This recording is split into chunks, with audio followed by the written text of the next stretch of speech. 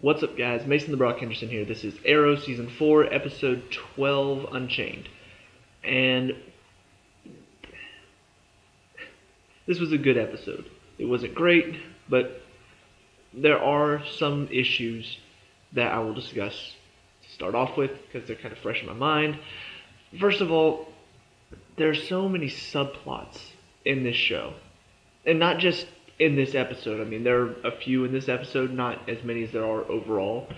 But because there are so many subplots overall, sometimes episodes get bogged down. Because, I mean, in this one alone, you've got Roy returning back to town. You've got the thing between Roy and Thea. You've got Felicity trying to save the company. You've got Felicity dealing with her injury. You've got Oliver dealing with Thea's stuff. You've got Oliver dealing with Malcolm. You've got Nyssa escaping from the prison, and then on top of that, you've got the main story for this episode, which is the calculator. It just feels so bogged down. The ending of this episode felt like I was watching, not really Lord of the Rings, more like Hunger Games Mockingjay Part 2, the ending. If you didn't see that, I don't want to suggest it because I feel like you might hate me if I suggest it and you go and watch it and then hate it too. But the ending of the movie was so jump cut because they had so many different storylines to fulfill, I guess. Not really, but the truth is they had 3 storylines going on and it was jumping all over the place. So we're like here, and then all of a sudden cut here, and it just felt so sporadic, I guess is the best word to use for that. That's how the ending here felt.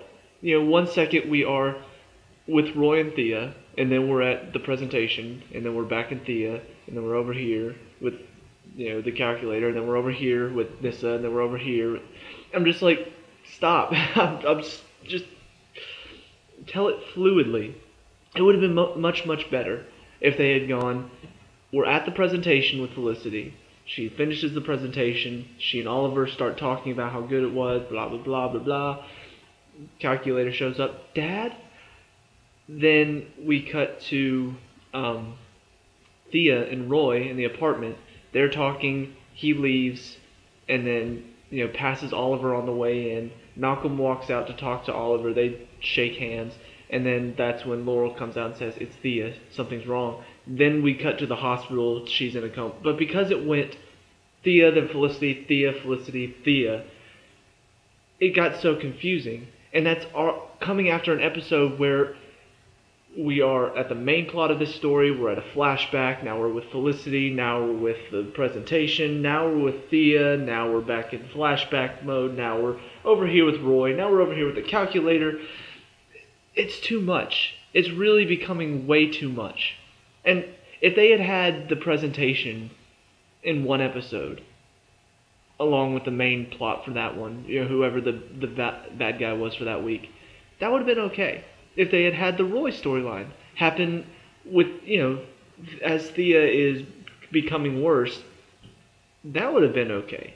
But because they have 4 storylines pretty much combined into one episode, it's just so much. And you can feel it becoming bogged down, too. It's not something that you could not see, or something that, oh, yeah, that episode was okay. No, you can physically feel, as they're jumping around, just how, not filled. What's the right word for that? It's like, just how clogged this episode is. You can feel just how much it is, because every second something has to happen. There's no downtime. And that's, if you watch my reviews of Daredevil, that's one of the things I loved about Daredevil, is that because they have this one story to tell over 13 episodes, they've got the story in mind, they have an hour for each episode to do it, they have time. The 4th episode of the season, there's this moment where Daredevil and the Punisher are just in this graveyard, or in the cemetery, as the Punisher is telling the story of what happened with his daughter and his wife. And it took a good, 10 minutes to tell the story, but it was so good because they had time to do it. They had time to really sit down and talk about it and develop his character. And that's it was done well. It was done very well. This show never takes time to do that. It's always trying to tell so many stories in one episode that we're flying around, and we don't have any time for character development. We don't, that scene with Thea and Roy, where she's saying, you know what would make me happy? Go find somebody, go get married, go have kids, enjoy your life. And it's just like, if I had a time. That is one of the very few times in this show that we've actually had two characters just sort of sit down and have a conversation about something. And it's because she's on her deathbed, pretty much. So, I don't know. I don't know what they can do to fix it because they have so many storylines to tell and they don't have as much time as Daredevil to do it. I feel like, obviously the fourth season is still going on.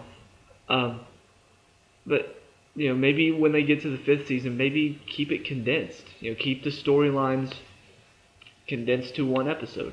So that way you actually can have time for characters to sit down and talk instead of, okay, we got to rush through this conversation because we got this conversation to get to. It just gets way too much. Other than that, though, the flashback in this one was a bit better just because we find it's still not connecting very well to the main story. But in this one, he finally tells the woman that he's been helping out, he finally tells her that he's the one that killed her brother. And on top of that, takes responsibility for it. I was really worried that when he finally did tell her, whenever he found out, he was going to make an excuse like, oh, but Conklin tried to have him kill me, and so I had to kill him or be killed myself. And likely that will come up later, but it's nice to see that he's not making excuses. He is taking responsibility for the fact that, yes, I'm the one who killed him. On top of that, we also have a little bit of a cameo, I guess, from Tatsu or Katana. It felt kind of unnecessary in the grand scheme of things. She was the one that was protecting the Lotus or whatever it was. And then, she and Nissa fight for, a minute in a very, very poorly edited fight. 1 second, here's Nissa, and here's Katana, and here's the... I don't know what to call it. It looked like a little... just like a little... not patio. I don't know what I'm trying to say. It was like this little structure. It looked like it would be housing whatever Nissa came for. So here's Nissa, here's Katana, fight. And all of a sudden they spin around, so Nissa's now here with the structure. And then all of a sudden they cut, and they're here. And I'm just like, really? The fight scenes are even becoming poor. What is going on? Because honestly, that is the one thing that has stayed good throughout all of the problems that I've had with this show. There have been so many issues, but overall the fight scenes have been one thing that I always enjoy. It's always something that I'm just like, that was good, that was really good. I enjoy watching them fight. This one was awful. I mean, 3 or 4 times I noticed where they switch spots and then cut, they're back here. Switch spots, cut, they're back here. I'm just like, what are you doing? Come on. You got to do better than that. You've got to do better than that. So anyway, that was something I noticed. There were a couple good things though in this episode that I don't want to sound like I'm ragging on the show. So one of the good things that they did was not killing off Roy.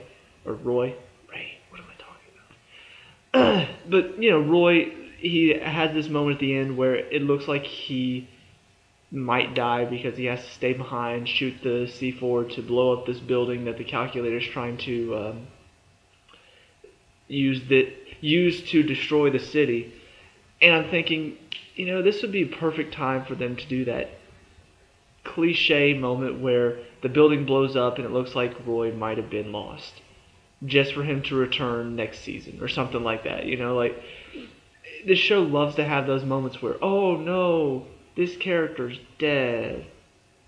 Just kidding, they're still alive. We'll see them next season. So I'm glad that they didn't end it that way.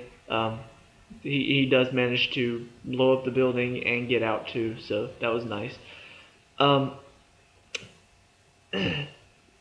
other good thing that I do want to talk about is kind of the moment that I talked about Roy and Thea and their moment, how it was a good moment for them. there are moments in this that I feel like could have been expounded upon just a bit more. Um, because we do have moments where Felicity, she's talking to Curtis, who's telling her, I watch you rolling around right now. If that Felicity had shown up for the presentation, you would have gotten it no problem. And I agree. I feel like she is sort of she's one way when she's working with Oliver and Laurel and Diggle, and then she's another way as the CEO. Like it's almost like she feels like she needs a secret identity as well, and she really doesn't. Like nobody. It's not like anybody's gonna be seeing her because she's back in the base. She's in a wheelchair. She's in front of the computers. It's one thing for Oliver and Green Arrow to have two different personalities because people see Green Arrow and they see Oliver. So for Felicity to have two different personalities didn't make a whole lot of sense because nobody sees her as Overwatch. They only see her as Felicity. The team sees her as Overwatch.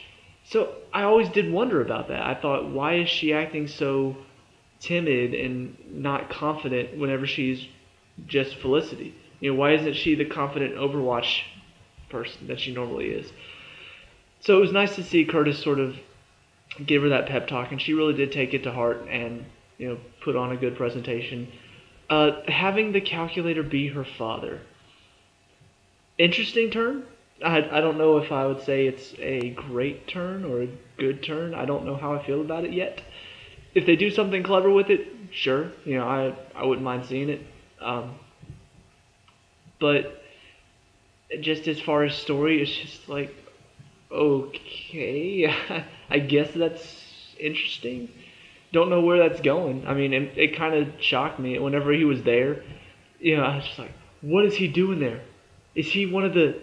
What is he doing there? And then all of a sudden, he comes around the corner. He's like, hello, Felicity. He's like, Dad. I'm like, no, but why?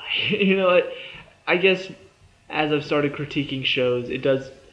The question becomes less whole like what does this mean, and more like why did the writers do this? I don't know. It's one of the downsides. You can't really just watch the show and then enjoy it for what it is.